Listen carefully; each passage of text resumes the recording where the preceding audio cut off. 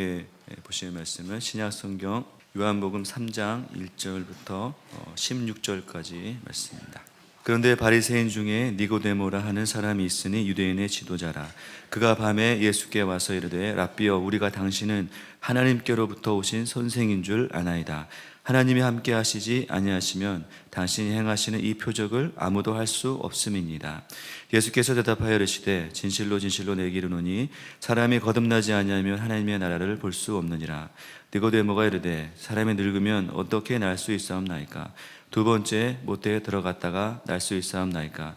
예수께서 대답하시되 진실로 진실로 내게 이르노니 사람이 물과 성령으로 나지 아니하면 하나님의 나라에 들어갈 수 없느니라. 육으로 난 것은 육이요 영으로 난 것은 영이니 내가 내게 거듭나야 하겠다는 말을 놀랍게 여기지 말라.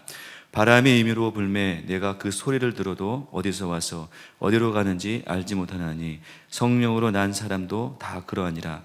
니고데모가 대답하여 이르되 어찌 그러한 일이 있을 수 있나이까? 예수께서 그에게 대답하여 이르시되 너는 이스라엘의 선생으로서 이러한 것들을 알지 못하느냐? 진실로 진실로 내게 이르노니 우리는 아는 것을 말하고 본 것을 증언하노라. 그러나 너희가 우리의 증언을 받지 아니하노도다. 내가 땅의 일을 말하여도 너희가 믿지 아니하거든 하물며 하늘의 일을 말하면 어떻게 믿겠느냐? 하늘에서 내려온 자 곧 인자 외에는 하늘에 올라간 자가 없느니라.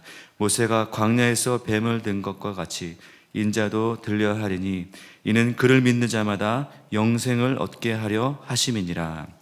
하나님이 세상을 이처럼 사랑하사 독생자를 주셨으니 이는 그를 믿는 자마다 멸망하지 않고 영생을 얻게 하려 하심이니라. 아멘.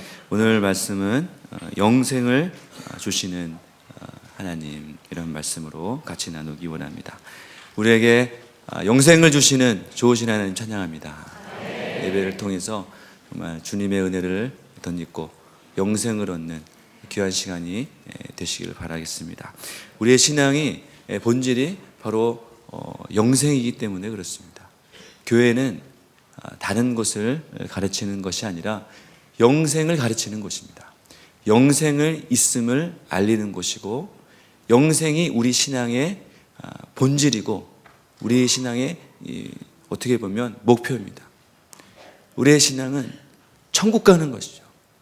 그래서 어떻게 해서든지 이 땅에서 천국의 삶을 준비하고 천국 영생을 얻는 것, 그것이 우리가 이 땅에서 해야 될 가장 중요한 그런 일이다 말하고 있는 것이죠. 그것을 가르치는 것이 교회입니다. 교회 다니면서 영생이 어디 있어? 천국이 어디 있어? 그런 말 하시면 안 됩니다. 교회는 천국을 가르치는 것이에요. 영생을 가르치는 거예요. 교회에 와서 맛있는 거 먹고 또 셀하고 교제하고 물론 그것도 좋지만 우리의 신앙의 본질은 천국에 가는 거예요. 천국을 준비하는 그런 것이죠. 그런데 이 시대에 퍼뜨린 사단의 가장 큰 거짓말이 무엇입니까? 바로 이 땅에서의 삶이 전부다. 이 땅이 그냥 이렇게 살다가 가는 거야. 이 땅에 살다가 그것이 끝이야. 이렇게 말하는 것이 이 시대에 퍼뜨린 사단의 가장 큰 거짓말이에요. 죽으면 끝이다. 그런 말을 너무 많이 들어서 우리도 그런 줄 알고 이렇게 사는 것이지. 그래서 어떻게 합니까? 이 땅에서의 삶에 나의 모든 관심을 다 기울입니다. 어떻게 하면 좋은 거 먹고, 어떻게 하면 더 많이 먹고, 어떻게 하면 더 맛있는 거 먹고, 더 좋은 데 살고, 더 좋게 할까? 우리의 모든 관심이 이런 것에 향하게 한다는 거죠. 계속해서 이 사단이 이 시대에 주는 거짓말이에요. 이 시대에만 그냥 살다가 그냥 없어지는 거야. 그렇게 말하고 있다는 것이죠. 그러나 그렇지 않죠. 그렇지 않습니다. 우리 세상은 이 시대로 끝나는 것이 아니라 영원한 세계가 있습니다. 영원한 것이 있습니다. 모든 사람이 그것을 느끼고 있어요. 왜냐하면 우리 인간은 영혼을 바라보면서 살도록 지어졌기 때문에 그래요. 불신자 보세요. 세상에서 나이트클럽 가서 막 하루 종일 놀다가 온 사람도 이렇게 살면 안 되는데 그런 생각합니다. 세상에서 호랑방탕하게 막 살고 있는 사람도 물어보면 이렇게 살면 안 될 것 같아요. 왜 그렇습니까? 우리가 영원한 것을 바라보도록 그렇게 지어졌기 때문에 그래요. 우리 전도서 3장 11절에 보면 이런 말씀이 있습니다. 하나님이 모든 것을 지으시되 때를 따라 아름답게 하셨고, 때를 따라 하나님이 모든 것을 다 아름답게 하셨습니다. 그러면 얼마 전에 눈이 왔잖아요. 산에 나뭇가지에 눈꽃이 참 예쁘게 폈습니다. 보셨죠? 저만 본 거예요. 너무 이렇게 이쁘고 아름답게, 얼마나 겨울 되면 눈이 다 오고 얼마나 아름답습니까? 그런 것 보고 저거 지저분해, 그럴 사람 없죠. 하나님이 지으신 모든 것은 다 아름답습니다. 또 이제 겨울이 이제 지나고 이제 좀 지나면 새싹이 막 올라오겠죠. 나뭇가지에 눈 덮였던 그 나뭇가지에 다시 이제 새싹이 막 올라오고, 하나님이 어떻게 하세요? 때를 따라서 다 아름답게 하세요. 너무 하나님이 지으신 모든 것이 다 아름답습니다. 그리고 사람에게는 무엇을 주셨습니까? 영혼을 사모하는 마음을 주셨느니라, 이렇게 말씀했습니다. 인간은 본성적으로 지어진 본질이 영원을 사모하도록 지으셨어요. 영원한 것을 바라보고 영원한 것을 준비하도록 이 땅에 보내진 자들이 바로 우리들입니다. 언젠가는 우리가 영원하신 하나님 앞에 마주칠 때가 있다는 거죠. 영원하신 하나님 앞에 우리가 살게 될 것입니다. 이 땅의 삶은 유한합니다. 이 땅의 삶은 제한적이에요. 얼마 안 가서 우리는, 여기 계신 모든 분들이 이제 얼마 안 있으면 이 세상을 떠나서 어떤 순간에 마주치는가? 영원이라는 순간을 마주하게 될 거예요. 이 땅의 삶은 유한하고 제한적이고 한계적이에요. 그런데 이 세상에 사는 모든 사람들이 이 세상을 떠나는 순간 영원이라는 순간을 맞이하게 됩니다. 누구도 예외 없이 누구도 그런 순간을 맞이하게 될 거예요. 여러분, 뱃속의 태아가 이 심장이 뛰기 시작하면서부터 어떤 일이 벌어지니까, 이 뱃속의 태아가 이제 심장이 뛰면서 점점 팔, 다리도 생기고 눈도 생기고 내장도 생기고 호파도 생기고 많은 게 막 다 생깁니다. 얼마나 이제 초음파 사진 찍으면 얼마나 이쁩니까? 그런데 사실 뱃속의 태아가, 그것이 뱃속에서는 다 필요 없는 것들이에요. 그렇죠. 뱃속의 안에서 눈이 뭐 필요 있습니까? 팔, 다리 필요 없어요. 심지어 입도 필요 없어요. 엄마가 탯줄로 다 주는데 태아가 손으로 먹는 거 아니에요. 다 봉급받습니다. 다 그 안에서는 다 필요가 없어요. 그런데 그것이 다 자라납니다. 왜 자라납니까? 이제 잠시 후면, 10달 후면 바깥 세상에 나오기 때문에 준비하는 거예요. 그것이 준비되어야 돼요. 만약에 그런데 10달 후에 나왔는데 뭐가 하나 없다, 큰일 나는 거죠. 큰일 나는 겁니다. 반드시 있어야 할 것을 그 뱃속에서 준비하고 있는 거예요. 마찬가지입니다. 우리 신앙도 마찬가지. 이 땅에서 우리가 이렇게 예배하고 찬양하고 기도하고 하는 거 뭐 하는 겁니까? 우리가 기도하는 것이 아무리 기도 많이 해도 별로 변화된 것도 없고, 우리 셀리더는 기도 그렇게 많이 한다는데 맨날 고난 있고 별로 되는 것도 없고, 기도해봤자 다 저러네, 그냥 다 기도 안 하는 나는 더 잘 사는 것 같은데, 이렇게 생각할 수 있어요. 이 땅에서 기도하고 이렇게 예배하고 찬양하고 그게 무슨 소용이 있나? 그렇게 생각할 때가 있다는 거죠. 그러나 이 모든 것은 언제 필요한 겁니까? 영원이라는 순간을 맞이해야 돼요. 이 세상을 떠나게 될 때, 없네? 이럴 수 있다는 거죠. 우리가 이 세상에서 예배하고 찬양하고 주님 앞에 기도하고 하는 것은 다 영원이라는 순간을 준비하는 것입니다. 그때 하나님 앞에 가서 영원토록 예배할 그 순간을 우리가 지금 준비하고 있는 것이죠. 뱃속의 태아가 팔다리가 자라는 것이 당연한 것처럼 이 땅에서 우리가 해야 될 당연한 일이 무엇인가? 영혼을 준비하는 거죠. 영혼을 다 준비하시는 저와 여러분 되시길 바라겠습니다. 어리석은 게 아니에요. 우리가 이렇게 예배하고 세상 사람들은 야 교회 가면 야 밥이 나오냐 쌀이 나오냐 뭐 하는 거냐, 쓸데없는 것, 무가치한 것, 가치 없는 것, 소용없는 것, 이런 것으로 생각할 수 있지만 우리가 이 땅에서 정말 최고로 잘하고 있는 것입니다. 이 땅에서 정말 잘하고 있는 것입니다. 영혼을 준비하고 있는 것입니다. 그래서 오늘은 그것을 보려고 합니다. 우리가 정말 영원한 이 세상을 어떻게 준비하는 것인가? 그 생명을 주시기 위해서 예수님이 어떤 일을 하셨는가? 그것들을 보기를 원합니다. 첫 번째는 영생이 없는 삶이에요. 이 땅에 사는 사람은 두 가지 부류가 있다고 생각하면 됩니다. 한 부류는 영생의 영원한 생명을 가지고 있는 자, 한 사람은 영원한 생명이 없는 자, 또 영혼을 준비하는 사람, 준비하지 않는 사람, 두 가지 부류가 있는 거예요.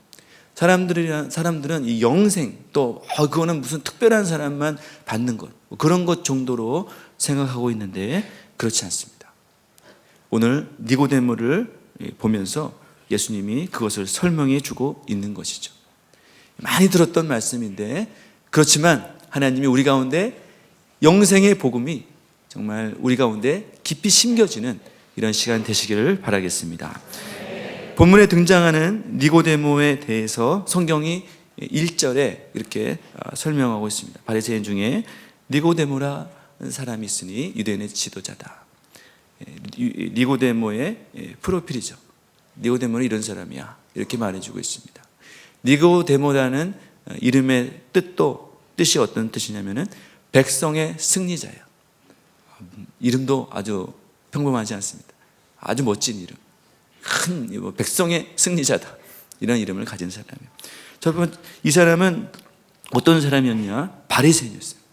바리새인은 당시에 사람들에게 인정받는 정통적인 신앙을 하고 있다고 인정받는 그런 부류의 사람들이었습니다. 아주 바른 신앙을 하고 있는 사람들, 그 사람들이 바리새인. 당시에 세 가지 종류의 파가 있었는데 바리새파, 사두개파, 에세네파라는 사람들이 있어요. 사두개파 사람들은 주로 어떤 사람들이었냐면은 세속적인 사람들이에요. 그래서 천국, 영생, 천사 이런 거 안 믿어요. 부활 안 믿어요. 현세에서 잘 살면 된다. 현재에서 성공하면 된다. 그래서 주로 제사장 직분을 독차지하고 세상에서 승리하는 그런 것이 목표인 사람들이에요. 두 번째는 에세네파라는 사람들인데 이 사람들은 완전히 세속과 이제 분리돼서 광야에서 금식하고 세상과 단절된, 거기서 하나님만 섬기는 이런 사람들이 이런 부류의 사람들이었고, 근데 바리새파는 이 사람들과 함께 살면서 율법을 가르치고 또 일주일에 2번씩 금식하고, 여러분 일주일에 2번씩 금식한다는 게 쉬운 게 아니에요. 1년 가도 한 번도 금식 안 하는 사람 있잖아요. 한 번도 금식 안 해요. 근데 일주일에 2번이면 1년 52주면 100일을 넘게 금식하는 거예요. 100일 넘게 금식해 보겠습니다. 우리 바리새인도 대단한 사람들이에요. 2번 이렇게 금식 철저히 하고 11조 철저히 하고, 그러니까 사람들이 다 존경하죠. 야, 저 사람 대단한 사람들이야, 바리새인. 그러니까 이 니고데모는 신앙적인 아주 바른, 올바른, 정통적인 신앙을 하고 있는 이런 사람들입니다. 그리고 이 사람이 유대인의 지도자다, 이렇게 했어요. 지도자라는 것은 그냥 셀리더다, 동네 이장이다 이런 뜻이 아니에요. 지휘관이다 이런 뜻이에요. 어떤 뜻이냐면은 유대 공동체에는 70명의 공회원이 산헤드린이라는 그런 것도 우리는 오늘날로 말하면 최고의 행정 집행기관이 있어요. 의결기구가 있어요. 산헤드린. 유대 전체에서 70명을 뽑아서 최고의 집행기관이 있었어요. 모든 것을 통치하는, 오늘날로 말하면 국회의원이면서 판사면서 장관이, 그런 사람들을 모은 거예요. 그런 사람 중에 한 사람이 니고데모예요. 그러니까 이 사람은 정치적으로도 굉장히 성공한 그런 부류의 사람. 얼마나 막강한 권력을 가지고 있는 사람입니까? 그러면서 나중에 이제 10절에 보면은 이스라엘의 선생이다 그랬어요. 이스라엘의 선생이라는 것은 이스라엘에서 그냥 어떤 이게 잘 가르치는 선생이다 그런 게 아니라 예수님이 뭐라고 했냐면 너는 이스라엘의 선생이면서, 그러니까 많은 사람들에게 존경받고 인격이 훌륭한 이런 사람이었다는 거죠. 이스라엘의 현자다, 이스라엘의 뛰어난 선생님이다, 이렇게 인정받았던 사람이 바로 니고데모예요. 인격도 훌륭해요. 많은 사람들이 존경하고, 왜 세상적으로 성공하고 이런 사람들이 좀 이렇게 안 좋은 일에 휘말려서 성품이 안 좋은 경우가 많은데, 니고데모는 어떤 사람이었냐면 성품도 훌륭해요. 지식이 아닌 지혜가 있는 정말 인격이 훌륭한 이런 사람이었어요. 얼마나 좋은 사람이에요. 그리고 나서 나중에 예수님이 이 십자가에 달리셨을 때 요한복음 19장 39절에 보면 어떤 내용이 있냐면은 예수님을 장사하기 위해서 이런 구절이 나와요. 일찍 예수께 밤에 나왔던 니고데모도 몰약 침량 섞은 것을 100리트라쯤 가지고 온 줄. 장사 지낼 때 니고데모가 와서 이런 향품을 줬어요. 몰약과 침량은 주로 왕들이 쓰는 그런 향품입니다. 향료 중에 하나였다. 그것을 얼마를 갖고 왔냐? 100리트라를 갖고 왔어요. 1리트라는 327g이에요. 100리트라는 그러면 32kg를 가져왔다는 거예요. 이게 엄청난 양이에요. 엄청난 양. 우리 예수님의 발을 씻겼던 마리아는 나드 한 근을 갖고 왔죠. 그것 가지고도 제자들이 이렇게 많은 것을 막 했는데 니고데모는 얼마를 가져왔느냐? 32kg을 가져왔어요. 이거는 당시에 왕의 장례식 때 쓸 수 있었던 정도의 그런 양이에요. 많이 가져온 거예요. 뭘 얘기합니까? 뭘 얘기하는 거예요? 그만큼 예수님을 사랑한 것이기도 하고 어떤 것입니까? 부자인 거예요. 많이 있으니까 가져왔죠. 돈이 있으니까 어디 대출 받아서 이렇게 갖고 온 게 아니에요. 자기가 많이 있으니까, 돈이 있으니까 갖고 왔겠죠. 니고데모는 부자였어요. 그러니까 우리가 볼 때는 어떤 것입니까? 이 사람은 참 교회도 잘 다니고 신앙도 잘해요. 그리고 국회의원이고 판사고 장관이에요. 인격도 좋아요. 사람들이 다 성품에 지혜도 많고 또 부자예요. 다 막 좋은데 가난하다 그러면 좀 이렇게 안타깝잖아요. 근데 니고데모는 모든 것이 다 완벽한 이런 사람이에요. 와, 대단한, 정말 대단한 사람. 우리는 이 중에 한 가지만이라도 했으면 좋겠죠. 뭐라도 한 가지만 했으면 좋겠는데 니고데모는 그러니까 종교적으로도 정치적으로도 인격적으로도 물질적으로도 다 가진 사람이에요. 모두 다 가진 사람. 특별한 사람. 그래서 우리 같으면 이런 사람을 보면 어떻습니까? 야, 저런 사람은 모든 것이 완벽하고 다 가지고 부족함이 없겠네. 우리는 주로 이렇게 생각을 하잖아요. 그러나 니고데모는 그렇지 않았어요. 어떻게 보면 다 가졌어요. 다 가졌어요. 모든 걸 다 가졌어요. 그런데 공허했어요. 모든 걸 다 가진 것 같았지만 모든 것을 다 가지지 못했어요. 이렇게 가슴이 구멍이 난 거죠. 채워지지 않는 그런 불만족, 공허함, 이런 것이 항상 막 있었어요. 6절에 보면 왜 그렇습니까? 육으로 난 것은 육이고 영으로 난 것은 영이다. 예수님이 이렇게 말씀하셨죠. 육으로 난 것은 육을 채울 수밖에 없어요. 육으로 난 것, 이 세상에 어떤 물질이나 명예나 권세나 지식이나 어떤 종교적 어떤 것을 다 채운다 할지라도 육이 채울 수 있는 범위는 육인 것이에요. 그러니까 우리의 영은 육이 채울 수가 없어요. 영적인 부분은 우리의 아무리 좋은 것을 아무리 많이 한다고 할지라도 우리의 영은 공허한 거예요. 채워지지가 않아요. 영이 채워지지 않는 인생, 영이 채워지지 않는 인생, 허무한 거예요. 공허한 거예요. 우리가 영혼을 사모하는 존재로 만들어졌는데 영이 채워지지 않으니까 공허한 거예요. 먹어도 입어도 살아도 삶의 의미가 별로 없어요. 내가 왜 살아야 되지? 내가 왜 이렇게 열심히 일하고 내가 왜 이렇게 살아야 되는가? 삶의 의미가 없어요. 기쁨이 없어요. 만족이 없어요. 이런 삶을 살게 됩니다.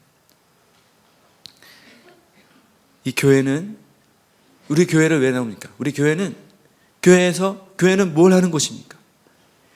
육을 채우는 것이 아니에요. 우리 교회는 영을 채우는 곳입니다.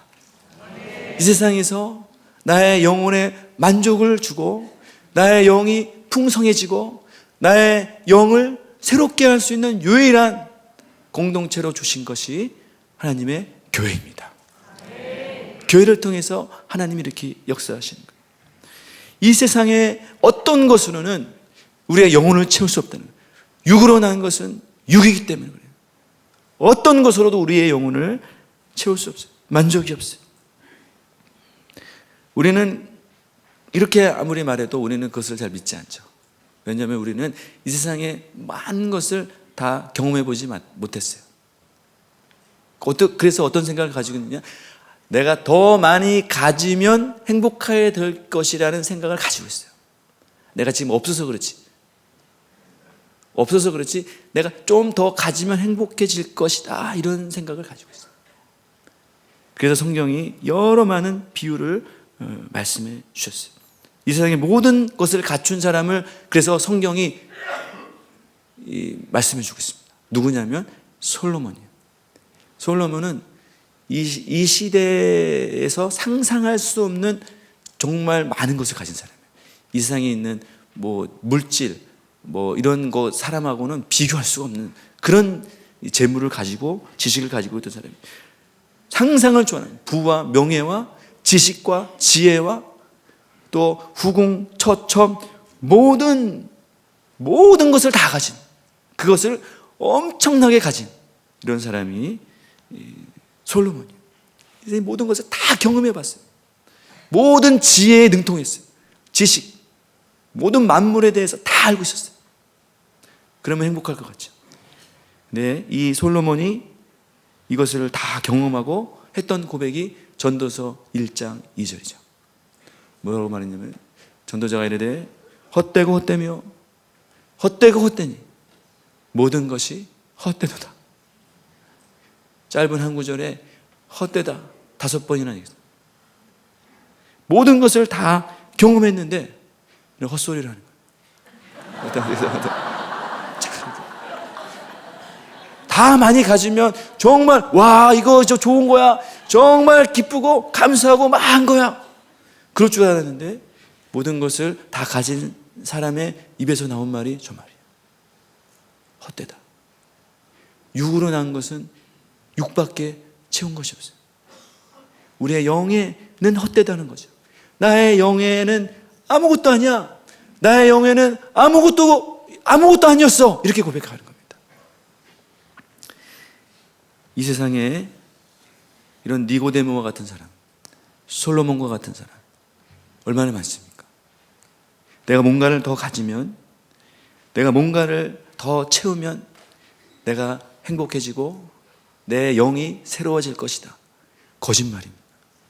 거짓말에 속아서 그것을 위해서 나의 전 인생을 드리고 그것을 위해서 심지어 신앙까지 포기하고 하나님도 포기하고 이 세상의 것을 찾아 쫓아다니는 그런 사람들이 얼마나 많습니까? 오늘 그것을 성경이 말해주고 있는 거예요. 니고데모같이 솔몬같이 그렇게 살지 마라. 결국에는 이 세상 끝에서 뭐라고 너 고백할 수 있는지 아냐? 헛되고 헛되니 헛되고 헛되도다. 너 이런 말 할 거야. 오늘 성경이 경고하고 있는 것입니다. 이런 이 삶 사시면 안 된다. 이런 삶을 절대로 살아서는 안 된다. 오늘 성경이 말씀해 주고 있는 것입니다. 이런 일에서는 벗어나서 영생 얻는 저와 여러분 되시길 바라겠습니다. 그렇다면 우리가 어떻게 영생을 얻을 수 있는가? 두 번째는 영생 얻는 방법에 대해서 성경이 말해주고 있는 거예요. 니고데모 솔로몬의 삶을 보면 이 세상에 어느 누구도 이 세상의 것으로는 영생을 얻을 수 없다. 이것을 말씀해 주고 있어요. 그런데 그러면 솔로몬도 그렇고 니고데모도 그렇고 야 이렇게 정말 스펙 좋은 사람들이 다 허무하고 아무 소용도 없고 그렇다면 그러면 나는 뭐지? 내가 이렇게 아무리 열심히 살아도 인생 허무한 거네. 야 이거 뭐 잘 살아도 뭐 저렇고 못 살아도 저렇고 저렇게 살다가 다 끝이다 그러면 정말 소망이 없는 것이 우리 인생이죠. 그러나 하나님은 이런 우리들에게 이 세상에서 줄 수 없는 영원한 생명을 얻도록 우리에게 은혜를 베풀어 주셨습니다. 그것이 은혜입니다. 놀라운 은혜. 그것을 어떻게 얻는지 그거에 대해서 보기로 한 첫 번째는 갈급한 마음을 가지는 거예요. 우리의 영생을 얻는 첫 번째 방법은 갈급함입니다. 니고데모를 보세요. 모든 것을 다 가졌죠. 모든 것을 다 가진 사람이 있지만 모든 것을 다 가졌다는 기준이 무엇입니까? 다른 사람이 볼 때 다 가졌다는 거예요. 자기는 그렇지 않아요. 자기는 너무 공허해요. 알 수 없는 괴로움이 자기의 속에서 날마다 있는 거예요. 뭘 먹어도 의미가 없고 공허하고 이 삶이 왜 그런가? 이런 심각한 문제 속에 있었어요. 그런데 더 힘든 것이 무엇입니까? 더 힘든 것이 나에게 있는 이런 괴로움, 공허함, 이런 삶의 무가치함, 이런 것이 들어오는 것도 힘들지만 더 힘든 것이 무엇이에요? 다른 사람들은 나를 그렇게 생각 안 한다는 거예요. 저 사람은 훌륭한 사람이야. 저 사람은 당연히 다 가진 사람이야. 저 사람은 정말 신앙도 열심히 하고 저 사람은 부자고 인격도 훌륭하고 세상적으로 성공했어. 다른 사람들은 다 이렇게 나를 보고 있다는 거예요. 그런 사람 앞에서 나는 어떻게 살아야 되는가? 마치 공허하지 않은 자처럼, 나는 그렇지 않은 자처럼 그렇게 살아가고 있는 거예요. 그게 더 괴로운 거예요. 자기는 가짜예요. 속으로는 그렇지 않은데 속에는 막 불평, 원망, 허무함 이런 것이 막 가득 채워져 있는데 겉으로 볼 때는 그런 내색을 안 해야 돼. 다른 사람 앞에 내가 이런 사람이라고 말할 수가 없어요. 가짜 인생을 사는, 가짜. 자기도 모르게 외식하는. 이게 더 괴로운 거예요. 너무 괴로운 거예요. 나 이런 인생을 살고 싶지 않은데, 가짜같이 살고 싶지 않은데, 막 이런 괴로움 속에 지금 평생을 살아가고 있는. 그런데 어떤 소식이 들렸냐면 갑자기 예수님에 대한 소식이 들렸어요. 예수님의 소식이 들렸어요. 이 지금이 어떤 때이냐면은 예수님이 공생애를 시작한 첫 번째 유월절을 맞았던 그때예요. 그러니까 공생애 사역 초기죠. 그래서 앞서 2장에 보면 예수님이 성전을 정결하게 하시고 또 많은 사람을 치유하고 기적을 일으켰다 이런 내용이 나옵니다. 그 얘기가 들린 거예요. 저 뭐지? 다른 사람이 하지 않았던 이런 메시지를 막 증거하고 다른 사람들을 치유하고 변화시키고 이런 일이 막 일어나고 있는 거예요. 저거는 내가 한 번도 경험해 보지 못한 거예요. 그리고 그 예수님의 말씀을 들어보니까 저거 맞는 것 같아요. 내 속에 감춰졌던 내면의 본질을 막 얘기하고 있으시는 것 같아요. 저거 맞는 말인데? 예수님의 말씀이 맞잖아. 그런 이 소식이 들려온 거예요. 그래서 어떻게 했습니까? 2절 말씀 보시면 그가 밤에 예수께 왔어요. 예수께 나왔어요. 예수님 앞에 나온 거예요. 밤에라도 나온 겁니다. 밤에라도. 왜 밤에라도 나왔겠어요? 니고데모는 당시에 굉장히 알려진 사람이죠. 이 정도 되면 지역에서 굉장히 유명한 사람이에요. 굉장히 유력한 사람. 이스라엘의 선생으로 인정만 이런 사람이었으니까 얼마나 많은 사람들이 다 알았겠어요. 그러니까 그렇지만 예수님을 만나고 싶어요. 그래서 밤에라도 찾아 나온 거예요. 예수님을 만나서 내 이 문제를 한번 해결해 보고 싶다. 한번 이 문제에 대해서 예수님을 만나서 한번 해보고 싶다. 이런 갈급함이 니고데모에게 있었다는 거예요. 구원받고 우리가 우리의 인생을 새롭게 하는 첫 번째 단추가 뭐냐? 갈급한 심령을 갖는 거예요. 내 문제를 문제로 인식하는 거예요. 내가 이런 사람이었구나. 내가 이런 사람이었구나. 인정하는 거예요.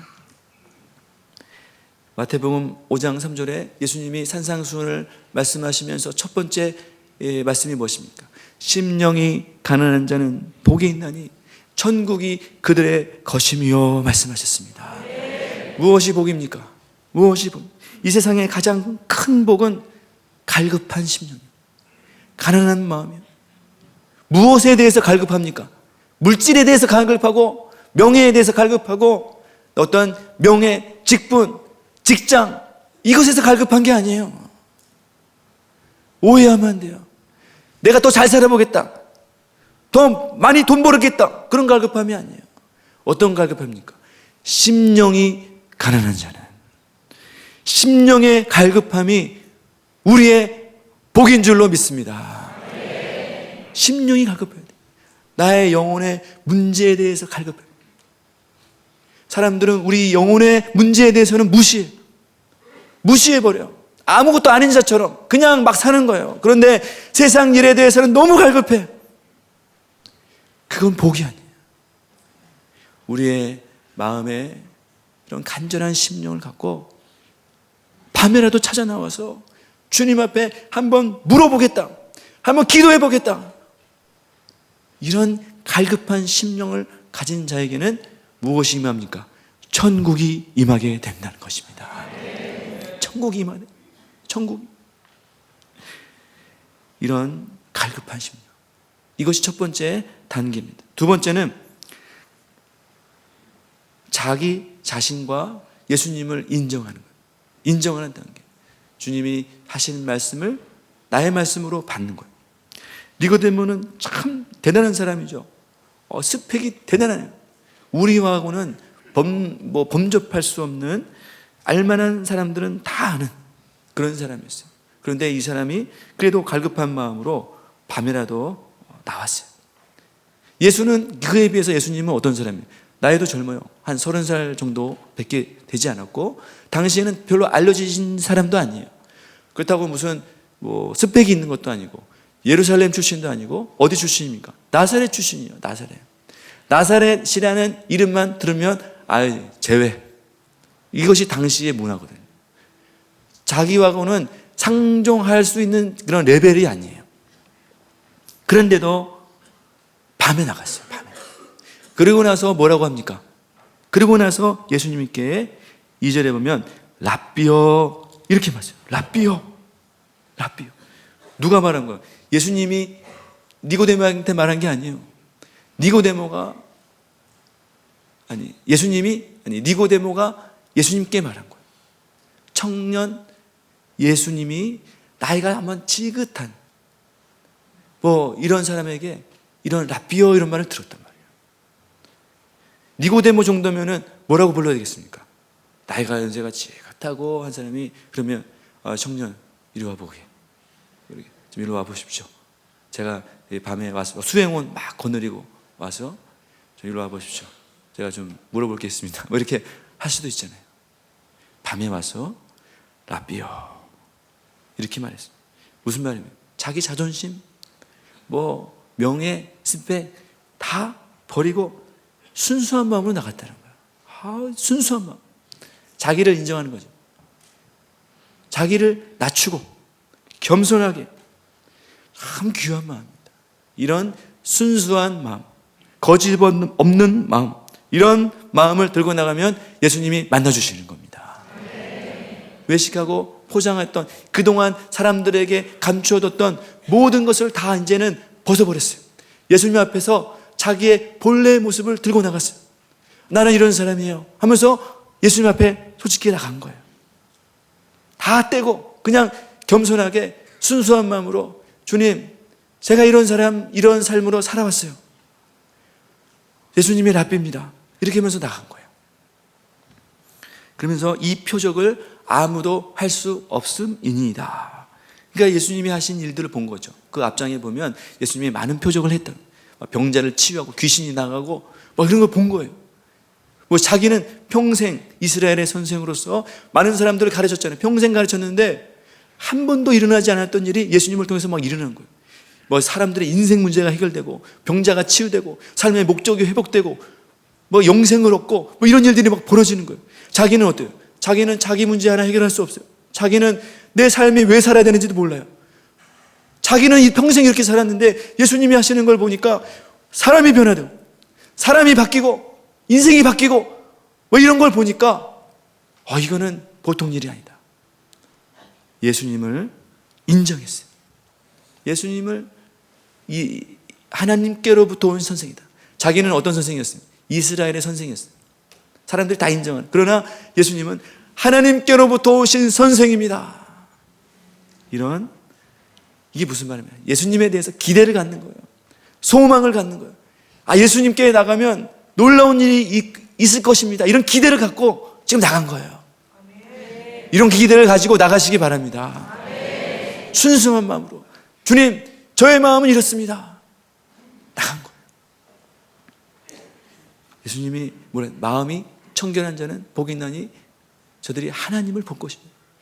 우리의 마음이 순수하게 나의 있는 모습 그대로를 인정하고 주님 앞에 나가면 반드시 하나님을 만나는 이런 역사가 있게 된다는 것이죠. 그래서 니고데모가 이렇게 어렵게 왔어요. 어렵게 왔잖아요. 밤에 와서 첫 마디가 랍비요, 당신은 하나님께로 오신 선생입니다. 이렇게 어떻게 보면 자기를 완전히 다 낮추고 계급장 다 띄고 이렇게 막 나갔어요. 그러면 이런 니고데모를 보고 예수님이 뭐라고 말씀해야겠습니까? 그러시군요. 니고데모 선생님, 얼마나 괴롭겠습니까? 저도 알고 있습니다. 이제 주님 안에서 위로를 얻으십시오. 당신의 삶은 이제 회복되어야 됩니다. 주님 영생을 주실 것입니다. 괜찮습니다. 오십시오. 그럼 니고데모가 맞습니다, 주님 하면서 이렇게 눈물 흘리고 서로 껴안고 이렇게 하는 게 레파토리잖아요. 이게 이렇게 그래야 스토리가 이게 잘 이렇게 흘러가고 니고데모가 주님을 만나서 이렇게 하는 저 잘 살았더라 이렇게 하면 좋잖아요. 근데 예수님이 뭐라고 말씀해요? 3절에 보시면 사람이 거듭나지 아니하면 하나님 나라를 볼 수 없느니라. 갑자기 이상한 말씀이에요. 동문서답과 같이 당신은 이스라엘의 선생입니다 이렇게 얘기했는데 갑자기 예수님이 사람이 거듭나지 아니하면 하나님 나라를 볼 수 없느니라. 무슨 말이에요? 예수님이 굉장히 돌려서 말했어요. 돌려서 말한 거예요. 무슨 말이에요? 당신은 거듭나지 않았어요. 더 심하게 말하면 당신은 천국 가지 못합니다. 하나님 나라 볼 수 없습니다. 지금 심각합니다. 이렇게 살면 안 됩니다. 그렇게 말한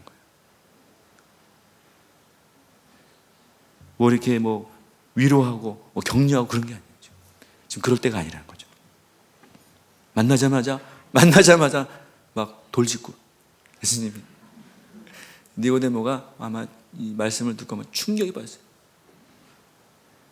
지금 이게 무슨 말이지? 그래서 충격을 받았어요. 사실 니고데모는 왜 왔습니까?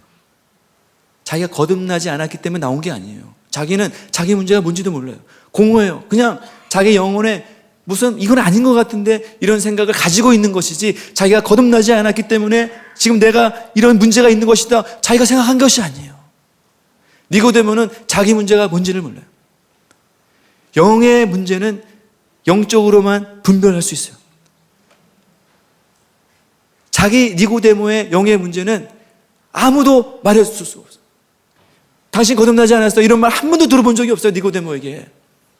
근데 지금 예수님이 처음 말씀하십니다. 예수님에게 갈 때에만 우리의 문제가 드러나게 된다는 거죠. 내 인생에 무엇이 문제인가? 내 인생에 무엇이 문제인가? 그래서 우리가 어떤 문제가 있고 어떤 어려움이 있어 누굴 찾아가야 돼? 상담하고 뭐 그런 것도 좀 도움이 되고 그러겠죠. 다른 친구 찾아가고 이야기할 게 아니에요. 우리의 인생의 문제는 우리의 육적인 인간적인 그런 문제가 아니라 영적인 문제라는 것입니다. 누가 알려줄 수 있어요? 예수님이 알려줄 수 있다는 거죠. 예수님만이 우리의 문제가 무엇이고 예수님만이 우리의 문제가 어떤 것인지 정확하게 알아볼 수 있는 그런 분이, 그런 이 말씀을 주실 수 있는 유일한 분이 바로 예수님이래요. 사실 이런 말씀을 들으면 어떻습니까? 평생 안 들어봤는데 자기는 평생 어떤 말씀만 들었어요? 다 칭찬만 들었어요. 아, 니고데모 선생님 참 훌륭하시네요. 얼마나 좋으십니까? 참 또 부자네요. 하면서 이렇게 사람들이 다 격려해주고 칭찬해주고 이런 말만 들었어요. 한 번도 이런 말씀 들은 적이 없어요. 당신 하나님 나라 못 가. 거듭나지 않았어. 이런 영적인 문제에 대해서 한 번도 어떤 피드백을 받거나 지적을 당해본 적거나 얘기를 들어본 적이 없어요. 한 번도. 이런 말씀을 들으면 어떻습니까? 사실 듣기 거북하잖아요. 이런 말을 들으면 듣기 거북하죠. 자기 살아왔던 모든 사람들이 다 의미가 없어지고 허물어지고 가치 없는 것처럼 느껴지고, 아, 나 이제 실패자구나, 자존심 상하고, 이렇게 그럴 수 있는 그런 상황이. 그런데 더 놀라운 것은 니고데모가 이런 말씀을 듣고도 자기 자신에 대해서 인정했다는 거예요. 이게 정말 놀라운 해결책이에요. 우리 인생이 변화되고 새로워지는 것, 위로를 통해서 우리 인생이 바뀌는 게 아니에요. 위로를 주면 그 사람이, 물론 예수님이 우리를 위로하십니다. 위로의 하나님이십니다. 위로가 그 사람을 변화시키는 것이 아니에요. 그 사람을 진정 변화시키는 것은 그 사람의 죄 문제를 해결할 때, 죄가 그 문제, 그 사람의 인생을 멸망시키고 있는데 그 죄 문제를 터치하고 그 죄 문제가 주님 앞에서 씻겨질 때 그 사람에게 진정한 인생의 변화가 일어나게 되는 것입니다. 그래서 지금 예수님이 그런 말씀하시고 있는 거예요. 이런 말씀을 듣고도 근데 니고데모는 그것을 이제 인정했어요.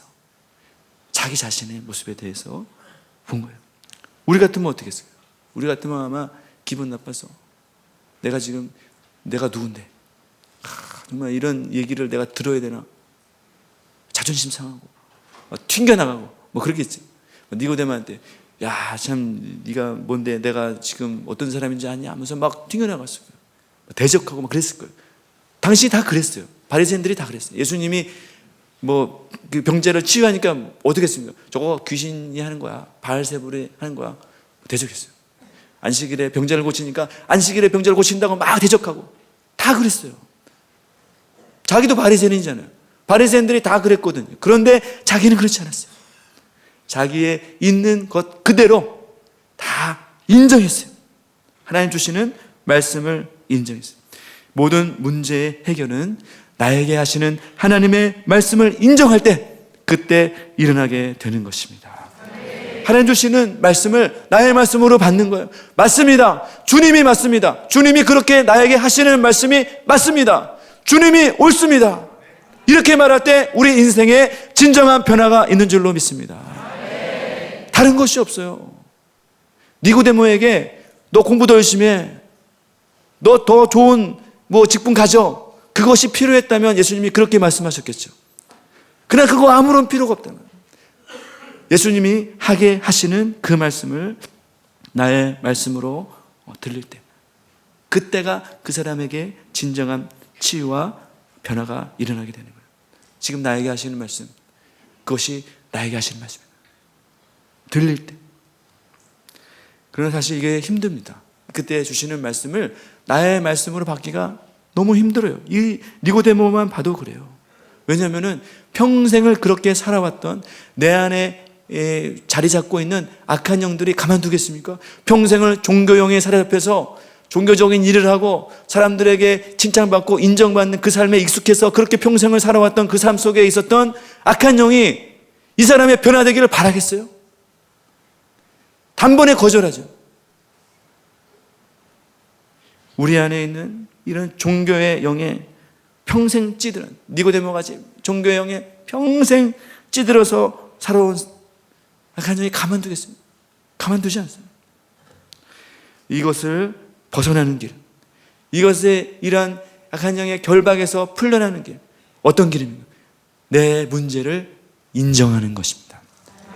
겸손히 나의 죄를 인정하는 것이며, 문제를 직면하는 것, 자존심 내려놓고 주님 앞에 나갈 때, 그럴 때 우리 가운데 놀라운 성령께서 임하시는, 우리 죄 문제가 해결되는 놀라운 일이 일어날 줄로 믿습니다. 세 번째는 물과 성령과 바람. 예수님이 거듭남에 대해서 계속 말씀하죠. 이제 니고데모에게 현실의 실제적인 문제에 대해서 이제 말씀하고 계시는 거예요. 그때 니고데모의 반응이 어땠는가? 예수님이 내가 거듭나지 못해서 하나님 나라를 볼 수 없다 이렇게 말씀하셨는데, 근데 뭐 인정하고 이렇게 거절은 안 했는데, 근데 저게 뭐지? 거듭나는 게 뭐지? 무슨 말씀하시는 거지? 뭐 이런 생각이 들어봤어요. 거듭난다 처음 들어봤는데 무슨 말이지? 4절, 그래서 4절에 이렇게 말했어요. 니고데모가 그게 무슨 말이죠? 사람이 늙으면 어떻게 나죠? 그러면서 두 번째 다시 모태에 들어갔다 나온 말입니까? 이렇게 말했어요. 이게 무슨 말이에요? 그냥 아무 말이나 막 하는 거예요. 아무 말이나 막 해요. 사실 니고데모가 어떤 사람이 속학이에요. 시대의 속학, 이스라엘의 선생이잖아요. 저런 말 하면 안 되죠. 저게 무슨 말입니까 지금? 두 번째 못했다가 들어갔다가 다시 나온다. 이게 사실 있을 수나 있는 말. 자기 어머니 아마 돌아가실 수도 있을 텐데 제가 말도 안 되는 얘기잖아요. 지금 저런 얘기를 어떻게 하고 있어요? 그러니까 무슨 말입니까? 니고데모가 지금 멘붕이 온 거예요. 자기가 이전에 살아왔던 모든 가치체계, 사고방식 다 허물어진 거예요. 다 깨어지는 거예요. 이럴 때 하나님이 역사하십니다. 내가 그전에 살아왔던 사고, 생각, 이것을 자리 잡고 있는 한 하나님의 말씀에 들어갈 수가 없어요. 저렇게 깨져야 돼요. 내 모든 지식과 생각이 다 내려놔지고 하나님 것이 들어와야 내가 변하게 되는 거예요. 저런 역사가 일어나야 돼요. 사실 저게 우스운 얘기 같지만 내 것이 다 깨져가고 있다는 증거예요. 내 것이 다 허물어지고 막 박살나가고 있는 그런 현재. 이런 말을, 그러니까 예수님이 하시는 말을 도대체 모르겠어요. 저게 무슨 말이냐? 무슨 말이에요? 니고데모는 평생을 살아왔지만 이런 영적인 체험을 한 번도 해본 적이 없다는 거예요. 거듭남의 이런 영적인 변화와 하나님의 말씀으로 내 삶이 바뀌고 변화되는 이런 역사를 한 번도 경험해보지 못했다는 거예요. 교회는 나왔고, 교회는 나와서 예배는 드리고 성경 공부도 하고 가르치고 직분도 있고 했지만 한 번도 자기의 삶에 거듭남의 변화를 겪어본 적이 없는 거예요. 여러분, 니고데모는 정말 불쌍한 사람이에요. 평생을 저렇게 살았어요. 그냥 다른 사람 앞에서 뭐 있는 것처럼 평생을 그렇게 살았어요. 한 번도 자기가 영적으로 변화되고 새 사람이 돼서 하나님의 은혜를 덧입는 이런 영적인 변화를 한 번도 경험해보지 못했어요. 얼마나 불쌍해요. 그래서 예수님이 이런 니고데모에게 그래서 직접적으로 막 가르쳐요. 그래서 5절에 보면 물과 성령으로 나지 않으면 하나님 나라에 들어갈 수 없다. 직접적으로 말하죠. 하나님 나라 어떻게 들어가느냐? 모태에 들어갔다. 지금 무슨 말이냐? 그게 아니야. 그러면서 물과 성령으로 나지 않으면 하나님 나라에 들어갈 수 없느니라 말씀하셨어요. 물이라는 것은 뭐예요? 씻는 거죠. 세례를 말합니다. 죄사함을 말합니다. 회개를 말하는 거예요. 회개를 통해서. 그래서 예수님이 첫마디 회개하라 천국이 가까웠네. 회개해야만 천국에 갈 수 있다. 너의 죄를 회개하고 그것은 또 어떻게 일어나냐? 성령으로 그것이 일어나게 된다. 성령으로 너에게 회개의 역사가 일어날 때 너의 이전의 삶을 돌이키고 다시 주님 앞에 나가는 성령의 주권적인 강력한 역사가 있을 때 너에게 거듭남의 역사가 일어나게 된 것이다. 이렇게 설명을 해주시고 계시는 거예요. 이렇게 예수님이 설명을 하시면 니고데모가 뭐라고 말해야 됩니까? 그렇군요. 우리가 성령으로 나야겠군요. 그런데 7절 말씀 보세요. 예수님이 뭐라는, 거듭나였던 놀랍게 여기지 마라. 지금 뭐하고 있는 거예요? 니고데모가 놀라운 거예요. 지금 무슨 얘기인가 지금. 물과 성령으로 난다는 게 무슨. 그러니까 예수님이 또 얘기하셨어요. 8절에 바람이 임의로 불매. 어디서 어디서 가는지 알지 못하거든요. 성령으로 난 사람, 성령으로 난다는 것이 무슨 뜻인지 아냐? 바람이 부는 것과 같은 거야. 바람이 어떻게 부는지, 이렇게 부는 현상은 보이지만 어디서 와서 어디를 가는지 모르. 임의로 분다. 임의로 부는 것처럼, 바람이 그렇게 부는 것처럼 성령께서 그렇게 역사하시는 것이야. 이렇게 말씀하고 있는 거죠. 바람이라는 단어는 성령이라는 단어와 동일한 단어입니다. 바람이라는 단어는 영, 생명, 호흡, 성령이라는 단어와 동일한 거예요. 그러니까 우리가 어떻게 거듭나게 되는 거예요? 성령께서 바람과 같이 우리 가운데 불게 하실 때, 내가 예배 많이 들고 종교적으로 열심히 하고 내 의지와 노력으로 거듭나게 되는 것이 아니라 성령께서 바람과 같이, 성령께서 나에게 불어닥치실 때 나에게 그런 놀라운 구원과 회복의 역사가 있게 되는 것이다. 이렇게 말씀해 주고 있는 것입니다. 우리의 구원은 나의 의지와 노력과 열심으로 되는 것이 아니에요. 바람과 같은 성령님이 우리 가운데 불게 하실 때, 바람과 같은 성령이 우리 가운데 불어닥칠 때, 그 바람을 내가 맡고 우리 가운데 회개와 변화의 역사, 그런 역사가 있는 거예요. 그래서 거듭난다, 이 단어의 뜻은 모두 다 수동형으로 되어 있습니다. 원문에 보면 다 수동형으로 되어 있어요. 거듭나는 것은 내가 거듭나는 게 아니에요. 오해하면 안 돼. 내가 오늘 거듭나 볼까? 그게 아니에요. 내가 거듭나는 게 아니에요. 어떻게 거듭나게 되는 거예요. 무엇을 통해서? 바람과 같은 성령님이 나에게 불어닥칠 때, 사랑하는 바람과 같은 성령님께서 임의로 갑자기 우리에게 불어닥칠 때 우리 가운데 구원의 놀라운 역사가 일어나게 되는 줄로 믿습니다. 그래서 우리는 그렇게 기도해야 돼요. 바람과 같은 성령이요, 나에게 불어오시옵소서. 그런 갈급한 마음으로 주님 앞에 나가야 돼요. 이런 역사가 일어나게 된다는 거죠. 이 정도 설명했으면 어떻습니까? 그렇군요. 주님, 맞습니다. 제가 주의 죄를 회개하고 주님 앞에 나가겠습니다. 주님, 용서해 주십시오. 주님, 바람과 같은 성령 저에게 불어주십시오. 저를 왜 기도해 주십시오. 그러면 되겠죠. 근데 9절 말씀을 하시죠.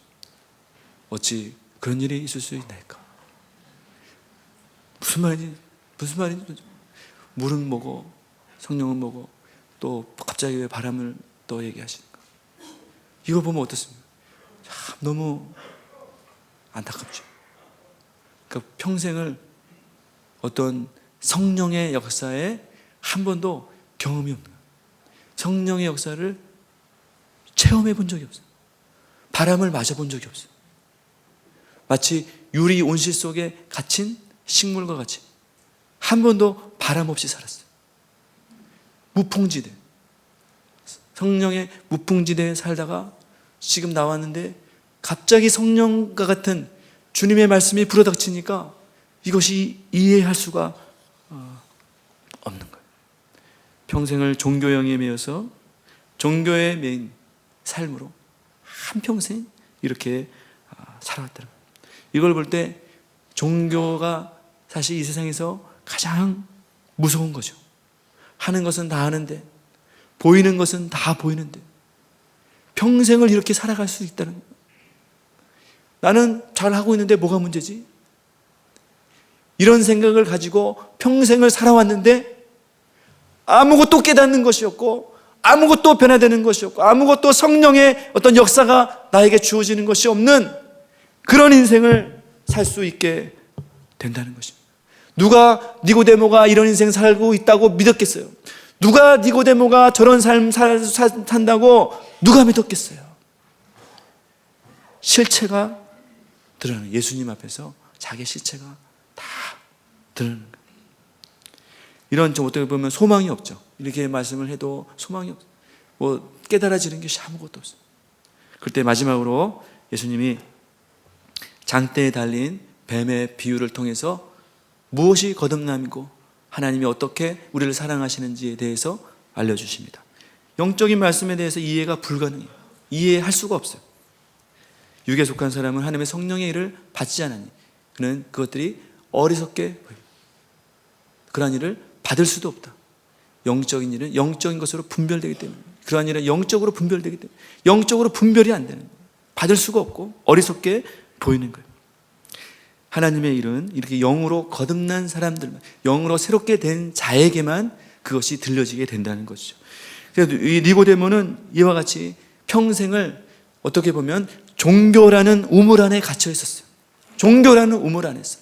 그래서 자기가 보는 세계가 우물 천장에 있는 그 세계가 전부가 다였어요. 그런데 우물 밖에서 보면 개구리는 너무나 초라하죠. 우물 안에서 불쌍하게 사는 거예요. 참 저렇게 살 수밖에 없어요. 니고데모는 우물 안에서는 최고의 인생을 살았어요. 최고의 정말 멋진, 어디서? 우물 안에서, 육신 안에서 최고의 인생을 살았어요. 평생을 이 우물 안에서, 종교의 우물, 세상의 우물, 지식의 우물, 자기의 이 삶의 우물 안에 갇혀서 평생을 그렇게 살았어요. 그렇게 살다가 우물 안에서 죽는 거예요. 소망이 없어요. 그런데 은혜는 누군가가 우물에서 꺼내질 때, 꺼내지면 와, 이런 세상이 있었구나 알게 되겠죠. 우리가 다 이 우물에서 벗어나와서 영의 새로운 세계, 하나님이 주시는 신령한 젖을 먹고 하나님의 성령을 받고 영의 새로운 사람이 되는 그런 역사가 있으시길 바라겠습니다. 나오는 길은 한 가지예요. 니고데모가 예수님의 말씀을 듣고 이 종교의 우물에서 끌려 나와야 돼요. 끌려 나오는 길밖에 없다는 거예요. 그런데 니고데모는 아무리 얘기해도 말귀를 못 알아들어요. 무슨 말인지 모르겠어요. 그래서 예수님이 니고데모가 정말 잘 알고 있는 민수기에 나오는 모세 광야 노뱀 사건을 이제 말씀해 주시는 거죠. 14절에 모세가 광야에서 뱀을 든 것 같이 인자도 들려야 하리니, 이 사건은 민수기 21장에 나오는 얘기입니다. 이 민수기 21장에 어떤 사건이 나오냐면 광야 길로 인해서 백성들이 불평했어요. 너무 힘드니까. 그래서 하나님과 모세를 원망하기 시작했어요. 원망하는 것은 무엇입니까? 죄를 짓는 거예요. 불평하고 원망하고 하나님을 대적하고 죄를 지었어요. 그러자 하나님이 심판하셨죠. 불뱀을 독사를 내셔서 물린 자마다 다 죽어가요. 다 죽어가고 있어요. 지금 죄의 대가는 죽음이에요. 다 죽어야 돼요. 그래서 하나님께 부르짖으니까 내신 방법이 무엇이냐? 그 뱀의 형상을 만들어서 큰 장대에 달아라. 그리고 나서 그것을 보는 자는 살게 되리라. 이렇게 살아날 수 있는 방법을 말씀해 주셨다는 거예요. 이것이 이 민수기에 나오는 사건입니다. 이거는 니고데모가 너무 잘 알고 맨날 가르치고 이야기하고 옛날에 이런 사건이 있어서 가르치고 이야기했던 그런 내용이에요. 하나님은 어떻게 그 백성을 살게 하셨습니까? 지금 뱀에 물려서 뱀 때문에 죽어가고 있는 이 백성들에게 뱀의 형상을 나무에 달아서 그것을 쳐다보면 살리라, 이렇게 말씀해 주셨다는 거죠. 무슨 말입니까? 왜 이 백성이 살게 됩니까? 쳐다본다고 사는 것이 아니죠. 쳐다보면 살게 되리라는 하나님의 말씀을 믿음으로 본 사람들은 다 살게 된다. 그것을 말씀해 주고 있는 거예요. 하나님이 불쌍해서 그냥 그래 치유해 줄게 그냥 한 게 아니에요.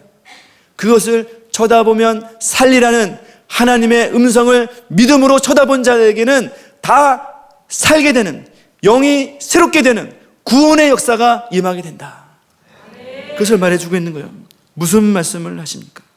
그와 같이 모세가 이렇게 뱀을 든 것 같이 인자도 들려야 한다. 인자도 들려야 한다. 인자가 누굽니까? 예수님이에요. 예수님도 그렇게 들려야 한다. 인간이 왜 죽습니까? 인간은 죄 때문에 죽습니다. 인간은 죄로 인해서, 죄의 심판으로 인해서 죽어갑니다. 마치 뱀에 물려 죽어가고 있는, 고통 속에서 죽어가고 있는 그 백성들과 같이 서서히 죽어가고 있는 거예요. 그런데 이 백성을 위해서 모세가 장대에 노뱀을 단 것처럼 예수님도 우리의 모든 죄의 저주스러운 모습으로 십자가에 달리셔서 그것을 믿는 자에게는 영생을 주시기로 약속해 주셨다는 것입니다. 그 저주스러운 뱀의 형상과 같은 십자가에 누가 달려야 됩니까? 우리가 달려야 돼요. 우리는 죄로 말미암아서 십자가에서 그런 저주스러운 뱀의 형상과 같이 그런 형상으로 우리가 달려야 돼요. 그러나 예수님이 그곳에 달리셨어요. 예수님이 그 장대에 메어 달리기로 작정했어요. 인자도 들려야 하리니, 이 말은 무엇입니까? 거기 영어 성경에 보면 must라고 되어 있어요. 그렇게 해야만 한다. 인자는 반드시 그렇게 해야만 한다. 내가 반드시 그렇게 할 것이야. 내가 너를 위해서, 정말 너 죽어갈 수밖에 없는 너를 위해서 내가 저주스러운 십자가에서 그 형벌을 내가 다 받을 것이다. 내가 그렇게 할 것이다. 내가 그렇게 하고야 말 것이다. 니고데모야, 네가 살 수 있는 길은 바로 내가 너를 위해서 그 십자가에서 달려 죽기 때문이야. 너의 모든 죄를 지고 내가 그 십자가에 달릴 것이야. 이렇게 말씀하고 있는 것입니다. 왜 그렇습니까? 15절에 보시면 이는 그를 믿는 자마다 영생을 얻게 하려 하심이니라 말씀하세요. 예수님이 왜 이런 저주스러운 십자가에 뱀의 형상과 같이 다시 보기도 싫은 고상한 모양으로 뭐 이렇게 뱀 만든 것이 아니에요.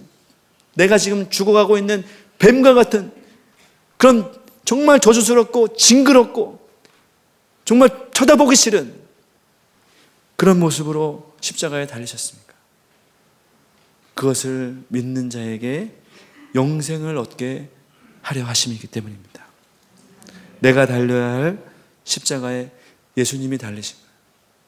내가 받아야 될 죄의 저주를 예수님이 받으신 거예요. 예수님이 나의 모든 죄의 심판을 다 지시고 예수님이 십자가에 달리신 것입니다. 열심히 인생을 잘 살면, 돈을 많이 벌면 영생이 주어지는 것이 아닙니다. 이 예수를 믿을 때, 이 예수가 나의 모든 죄를 위해서 십자가에서 달려 돌아가셨고 그 나의 모든 죄를 예수님이 십자가에서 다 해결하셨다는 이 사실을 믿는 자에게는 영생이 주어지게 된다는 것입니다. 결론적으로 하나님은 이렇게 말씀하십니다. 하나님이 16절에 하나님이 세상을 이처럼 사랑하사 독생자를 주셨습니다. 하나님이 우리를 이처럼 사랑하십니다. 어떻게 사랑하십니까? 만약에 우리가 돈이 필요하다면 우리를 사랑하시는 하나님이 돈을 많이 주셨겠죠. 뭐 다른 거 다 필요하다면 그거 다 주셨을 것입니다. 그러나 하나님은 우리에게 최고의 사랑을 부어주셨는데 그것이 무엇이냐? 독생자를 주신 것입니다. 하나님 아들 자신을 이 땅에 죄 있는 육신의 모양으로 보내서 우리의 모든 죄를 해결해 놓으셨습니다. 죄의 형벌을 받으셨습니다.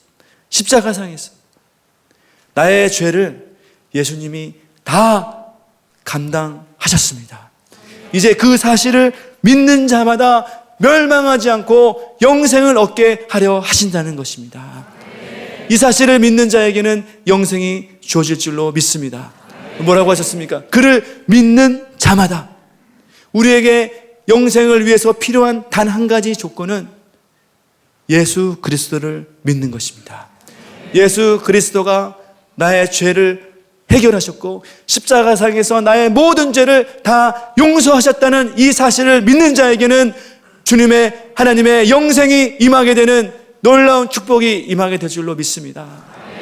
우리의 신앙이 바로 이것입니다. 우리의 신앙은 다른 것이 아니라 나에게 영생을 허락하신 주님의 사랑을 날마다 기억하고 그 예수를 생각하고 예수님 나에게 영생을 주셔서 감사합니다. 예수님 나를 위해서 십자가 달려주셔서 고맙습니다. 감사합니다. 그것이 우리의 신앙이요 본질입니다. 이제 이 예수를 믿은 자에게는 예수님이 뭐라고 했습니까? 내가 인자가 온 것은 양으로 생명을 얻게 하고 더욱 풍성히 얻게 하려 합니다. 이 생명이 날마다 풍성해져서 예수 그리스도의 십자가 사랑이 날마다 증가되고 풍성하게 되시는 저와 여러분 되시기를 바라겠습니다.